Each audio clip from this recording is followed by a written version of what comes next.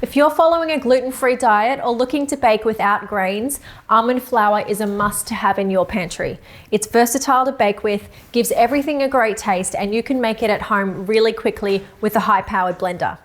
Making your own almond flour will save you money and give you fresher almond flour than you can buy at a store. We're going to show you 3 different options for making almond flour and share some tips along the way. So let's have a go.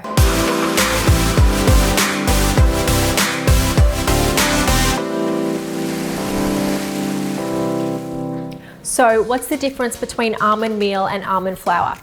A lot of recipes will use these terms interchangeably, but there is a difference. Almond meal is coarser and can include the almond skin, while almond flour is more finely ground or sifted and is usually made from blanched almonds. So we've got 3 types of almonds here. Whole raw almonds with their skin on. These are unprocessed and packaged after having their shells removed. They're the most economical almond to make meal or flour with, and if you can purchase your almonds in bulk, then it becomes even more cost effective. The second is the blanched almond. You purchase these with their skins already removed, and they're more expensive, but they do give you a lighter color that looks more like baking flour, which can be important in some recipes. And they won't have any of the bitterness from the skins, so you get a more pure almond flavor. You can blanch almonds yourself. It is a bit time consuming, but we'll show you how to do that too. And finally, we have the activated almonds, which are pre-soaked and then dehydrated to break down the anti-nutrients, which some people can have trouble digesting. You can purchase activated almonds from the store, which is the most expensive option, or you can activate them yourself. So, starting with our raw whole almonds, we're using the clear blender jug so that we can see where our almond flour is up to. And you want to make sure it's completely dry. Place 1 cup of raw almonds in the jug and blend on nut mode for 8 to 10 seconds. Pour the meal out into a large bowl and make sure to remove all of the blended meal under the blades as well. We recommend to blend 1 cup at a time because if the blender jug is too full, the blender will heat up and release the natural oils in the nuts, resulting in a nut paste. Repeat the process in 1 cup increments until you've made enough for your recipe or to store for another time. To make a finer flour, you can sift your raw almond meal to remove most of the skins. Sift 1 to 2 cups of meal through a wire sieve over a large bowl. Then place the unmilled almond back into the blender jug and pulse a few more times. Sift again until you've done all of the meal and you will have a much finer almond flour.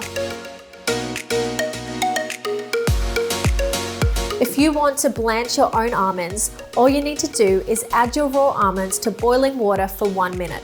Then strain them and rinse under cold water to cool. Then blot the almonds dry with a clean tea towel. The skins will be slightly shriveled or split.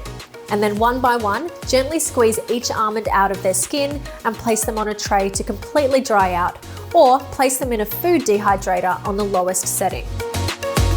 Once your blanched almonds are completely dry, add 1 cup to the clear blender jug and blend for 8 to 10 seconds just as before. You'll notice the blanched almonds give you a finer, fluffier flour.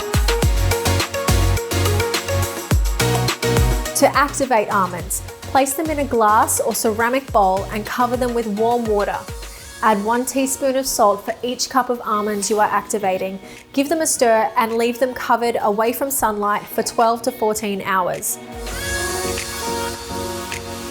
Once they've soaked, give them a rinse thoroughly under running water to remove the salt and residue.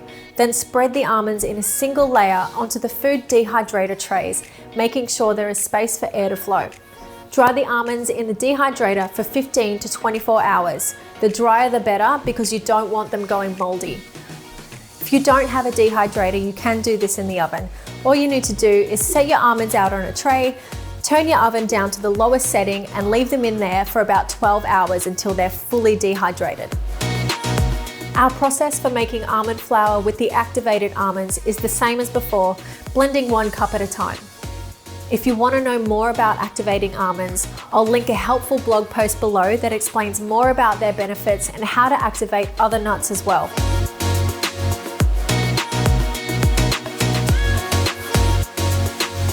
If you use almond flour or almond meal in your cooking and baking regularly, then it's a great idea to grind several cups and store it for later use. Almond flour and meal should be used within a week or two, stored in an airtight container in a cool, dark place. For larger quantities, place your almond flour in an airtight jar or bag and store it in your freezer. If you have a vacuum sealer, then you could seal portions of flour to use and freeze those.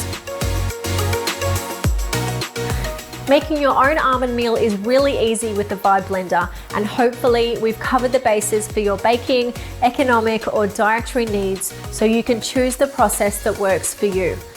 Don't forget to like and subscribe for more healthy whole food recipes and tips from the Luvele kitchen. Check out the blog that's linked below, and also the Vibe Blender. We'll see you again soon. Bye!